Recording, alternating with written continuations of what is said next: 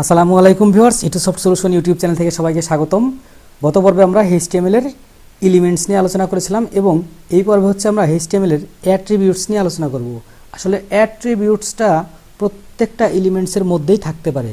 এখন এই যে এখানে আমি বডি একটা এলিমেন্টস দিয়েছি, হেড একটা এলিমেন্টস দিয়েছি, টাইটেল একটা এলিমেন্টস দিয়েছি, এরকম এলিমেন্টসের মধ্যে অ্যাট্রিবিউট থাকতে পারে। HTML এর এলিমেন্টসের মধ্যে অ্যাট্রিবিউট ব্যবহার করা যেতে পারে বা থাকতে পারে।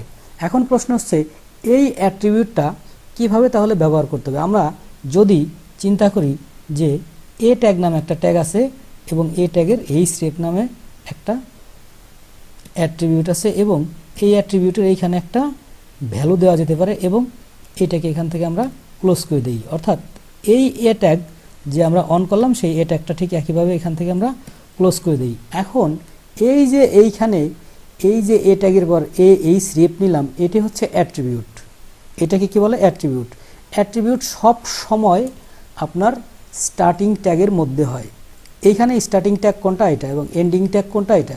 যেহেতু স্টার্টিং ট্যাগ এইটা এবং এই স্টার্টিং ট্যাগের মধ্যেই হচ্ছে আপনার অ্যাট্রিবিউট ডিফাইন করতে হবে বা অ্যাসাইন করতে হবে। কখনোই স্টার্টিং ট্যাগের মধ্যে ছাড়া অন্য কোথাও অ্যাট্রিবিউট ডিফাইন বা অ্যাসাইন করা যায় না বা করা হয় না বা করা সম্ভব না। তো এখন এই যে href, এই href হচ্ছে অ্যাট্রিবিউট। এই অ্যাট্রিবিউটের একটা ভ্যালু থাকতে পারে। ভ্যালু কি? আমরা চিন্তা করি যে এখানে আমরা bcsst এই নামে একটা ওয়েবসাইটের নাম দিয়ে দিলাম, এটা হচ্ছে এই অ্যাট্রিবিউটের ভ্যালু। এখন যদি এখানে আমরা www দিয়ে দেই, তাহলে এই যে এইখানে যদি আমরা এবার যে কোনো একটা টেক্সট দিই, এইখানে যদি যে কোনো একটা টেক্সট দিই, এবার আমরা এটাকে সেভ করলাম। সেভ করার পরে একটু ব্রাউজারে গিয়ে দেখি যে কি পরিবর্তন আসে। দেখুন এইখানে আমি যে এই যে ভিতরে যে টেক্সটটা দিয়েছি সেই টেক্সটটা আসছে। এখান থেকে যদি আমি এইটুকু ফেলে দেই, শুধু bcsstudy.com লিখে রাখলাম এবং এখানে রিলোড করে দেখি যে এই যে এখানে www এটা চলে যাবে। আমরা রিলোড করে দেখি চলে গেছে। এখন এইখানে ক্লিক করলে এই ওয়েবসাইটে চলে যাবে, যে ওয়েবসাইটে আমি নাম দিয়েছি, কিন্তু এখানে http না দেওয়ার কারণে যায় নাই। সমস্যা নাই। তাহলে আমরা একটু বিষয়টা শিওর হয়ে দেখি যে এখানে http বা https দিলে যায় কিনা। আমরা এখানে https দিয়ে দিলাম। দিয়ে দেওয়ার পর এটাকে সেভ করি। সেভ করার পরে আমরা আমাদের যে ফাইলটা ছিল সেই ফাইলটাকে আবার একটু রিলোড করে দেখি। আবার আমাদের মাউস ক্লিক করলে এই ওয়েবসাইটে চলে যায় কিনা। দেখুন এবার কিন্তু এই ওয়েবসাইটে চলে গেছে। অর্থাৎ এই যে এইখান থেকে আমি কি করলাম, এই যে এটি হচ্ছে অ্যাট্রিবিউট, এখানে href হচ্ছে অ্যাট্রিবিউট এবং এই অ্যাট্রিবিউটের ভ্যালু হচ্ছে এই যে এইটা। তো এরকম বিভিন্ন অ্যাট্রিবিউট আছে। এই href ছাড়াও আরও অন্যান্য অ্যাট্রিবিউট আছে, যেমন img নামে একটা অ্যাট্রিবিউট আছে। img কি? আমরা ট্যাগ শুরু করতে লাগে, এটা দেওয়া লাগবে, তারপরে img এটা হচ্ছে ট্যাগ।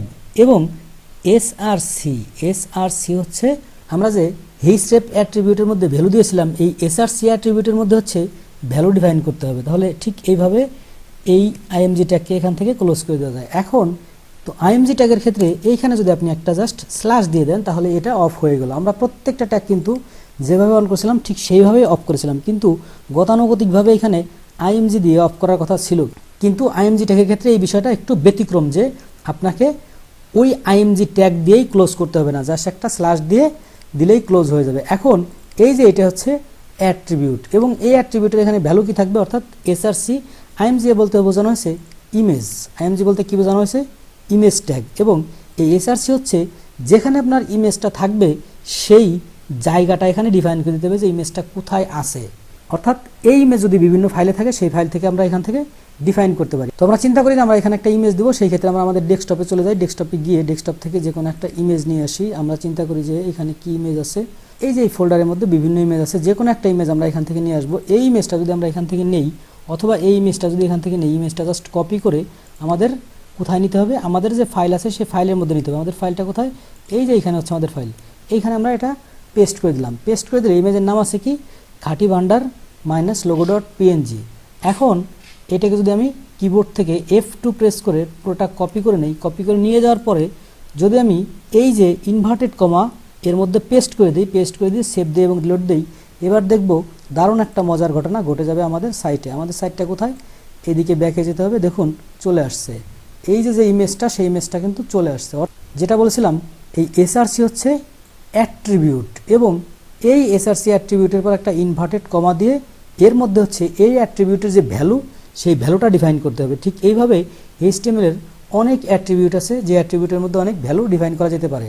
আমরা পূর্বে যে অ্যাট্রিবিউটটা ব্যবহার করেছিলাম এ ট্যাগের, ঠিক একইভাবে href নামে একটা অ্যাট্রিবিউট নিয়েছিলাম এবং এই অ্যাট্রিবিউটের পর আমরা ইকুয়াল দিয়ে ইনভার্টেড কমার মধ্যে কী দিয়েছিলাম, ভ্যালু দিয়েছিলাম। এইখানে আমরা আরও কিছু অ্যাট্রিবিউট ব্যবহার করতে পারি, title, টাইটেল নামে একটা অ্যাট্রিবিউট দিয়ে ঠিক একইভাবে এখানে ইকুয়াল দিয়ে তারপরে আমরা এখানে একটা ভ্যালু দিয়ে এই অ্যাট্রিবিউটটাকে ডিফাইন করতে পারি। এখন প্রশ্ন হচ্ছে এই যে এখানে আমি এ ট্যাগ অন করলাম, এ ট্যাগ তো আমাকে গতানুগতিকভাবে ক্লোজ করে দিতে হবে। এ ট্যাগটা আমি এখান থেকে ক্লোজ করে দিই।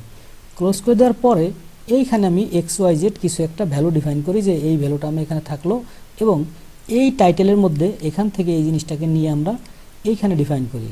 ডিফাইন করার পরে এটাকে আমরা এবার একটু সেভ করি এবং রিলোড করে দেখি যে কি পরিবর্তন হয়।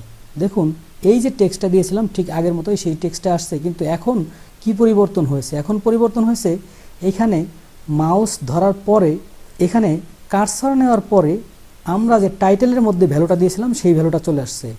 এখন এই টাইটেলের মধ্যে যদি আমরা এইখানে ভ্যালু চেঞ্জ করে দিই, VALUE এটা দিলাম টাইটেলের মধ্যে।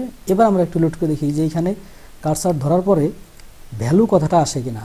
দেখুন ভ্যালু কথাটা চলে আসছে। তাহলে এই যে বিষয়গুলো, যে একটি HTML এর এলিমেন্টসের মধ্যে বিভিন্ন অ্যাট্রিবিউট থাকতে পারে, সেই অ্যাট্রিবিউটের বিভিন্ন ভ্যালু থাকতে পারে এবং এইগুলো হচ্ছে গুরুত্বপূর্ণ উপাদান।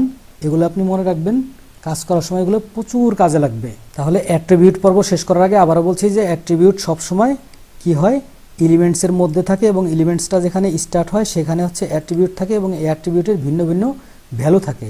এটাই ছিল অ্যাট্রিবিউট পর্বের আলোচনা। তো পরবর্তী পর্ব দেখার জন্য সবাইকে সাদর আমন্ত্রণ জানাচ্ছি।